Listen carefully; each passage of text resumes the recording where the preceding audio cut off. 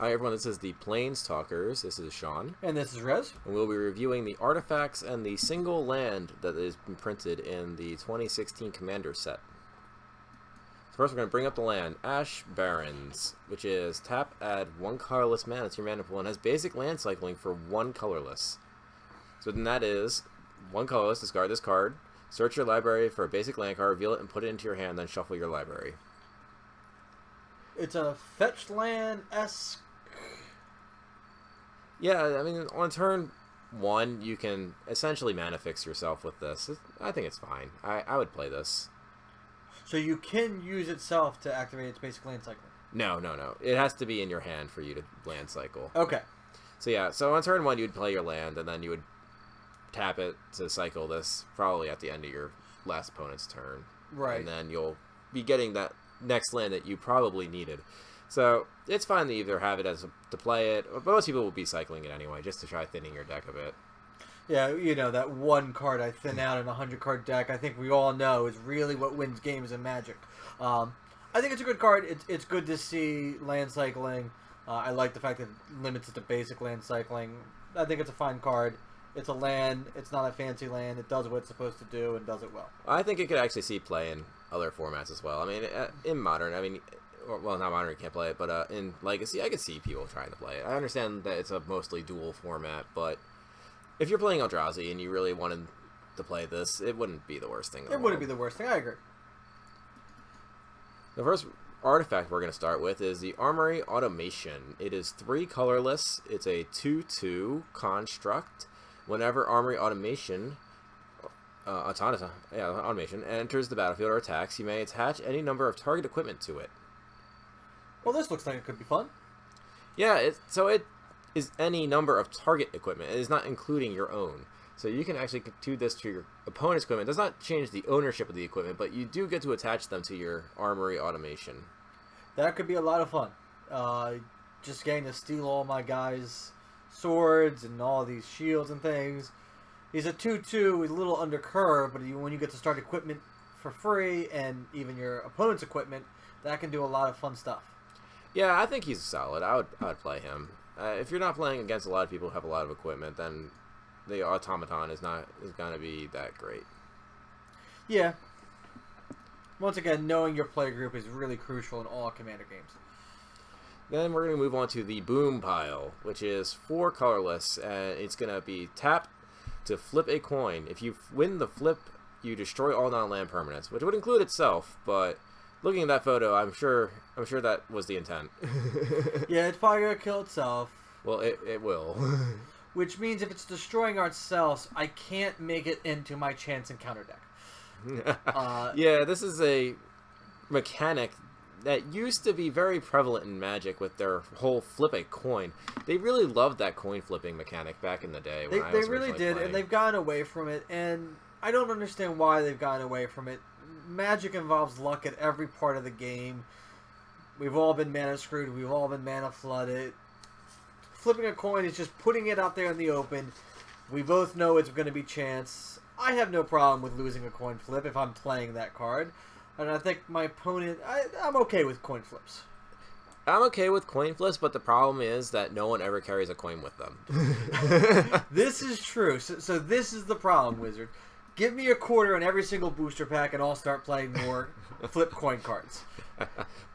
We could just make an entire coin flip deck and just go with it. Just try to get that coin flip deck out there. So we're going to move on to the Conqueror's Flail. It is a 2-costed colorless mana equipment that's going to be equipped. Creature gets +1/+1 for each color among permanents you control. So as long as Conqueror's Flail is attached to a creature, your opponent can't cast spells during your turn. So he does prevent your opponents from casting spells during your turn, which is a very powerful effect. Oh, it's also equipped too. So yeah, it's going to cost me 4 if I want to play and equip right away. The boost, he's in these 4-color commander decks, so he's probably going to be giving +4/+4. So I'm okay spending 4 mana to give a creature +4/+4, especially since when he's equipped up, he kind of protects my guys on my turn. I don't have to worry about combat trick. I think it's a good card. Yeah, I think this is a win for equipment. it's definitely a strong effect, so I could see playing it. And we haven't seen a lot of good equipment in Magic lately, sadly, so I definitely think this is a step in the right direction. Yeah, I mean, the last few standard sets haven't really brought in a lot of good equipments to be playing, especially with Sigarda's 8. I was really hoping we'd see a lot more equipments to be playing with that card, but it just never really came about. Well, the nice thing is it's still in standard now for an extra amount of time, so maybe we can still hope for an equipment-themed set. So now we're going to move on to the Crystalline Crawler. It is 4 colorless mana. It has Converge, which we saw in Battle for Zendikar, which is basically Sunburst, but it is Crystalline Crawler enters the battlefield with a 1/1 counter on it for each color of mana spent to cast it. You can remove a 1/1 counter from Crystalline Crawler to add 1 mana of any color to your mana pool, and you can tap it to add a 1/1 counter on Crystalline Crawler. It is also a 1/1, so it will not die after you remove all the 1/1 counters. Which is really important, and it still has 1 power, so it's not a completely dud 0/1 sitting there. So it's basically a Hedron Crawler on steroids that can get bigger. So I'm thinking Hedron Crawler meets... What's the XX cost? Never mind.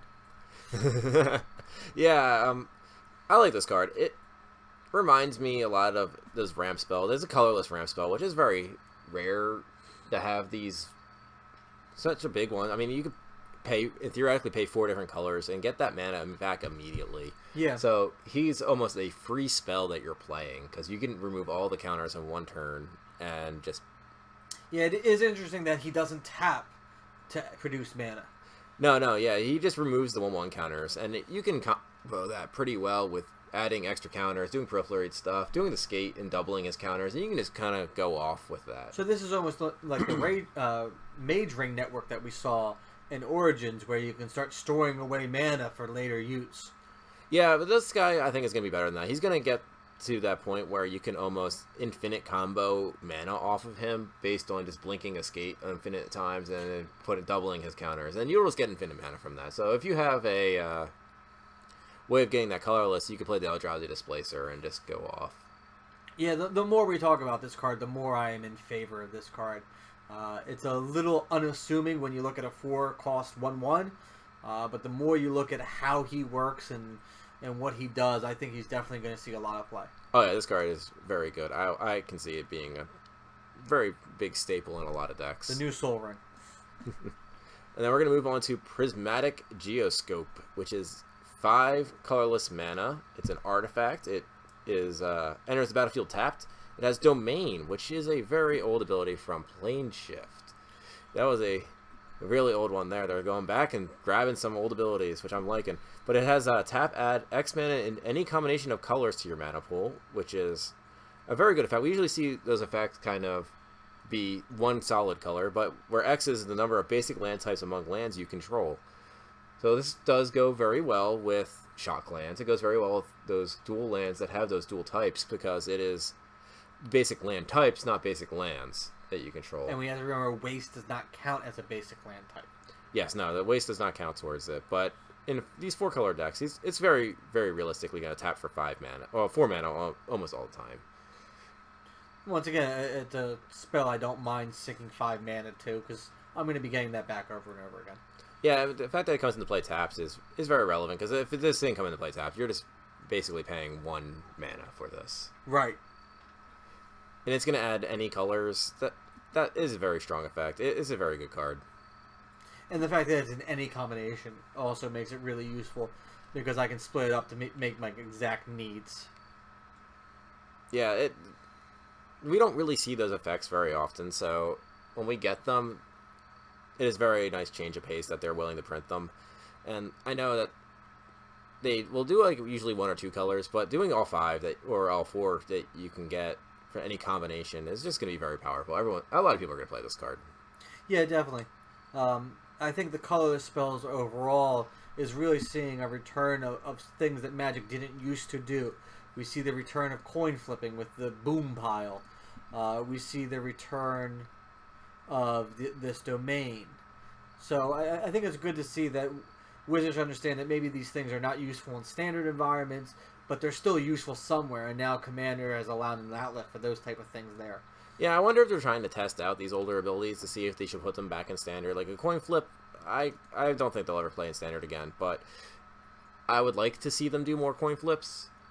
I do think that adds more variance to it, which is, I think, fine. That's one of the things I like about Magic. I always do hate getting mana screwed, but the variance in Magic does keep it relatively equal. It is what keeps us coming back to the game. So as we do with all our other colors, we choose a best card from that group. So colorless, we don't have a lot to choose from here, a lot of kind of unassuming spells, but what would be your winner for the colorless land section? Yeah, I'm going to go with this Crystalline Crawler. He is just a Hedron Crawler on steroids. There's just so much that can go right with this card. I think it's, I wouldn't say busted, but it does lead to a lot of infinite mana combos. Yeah, I definitely think this is the card to go with. It's, once again, it's a 4-costed 1/1, but it does a lot of good stuff.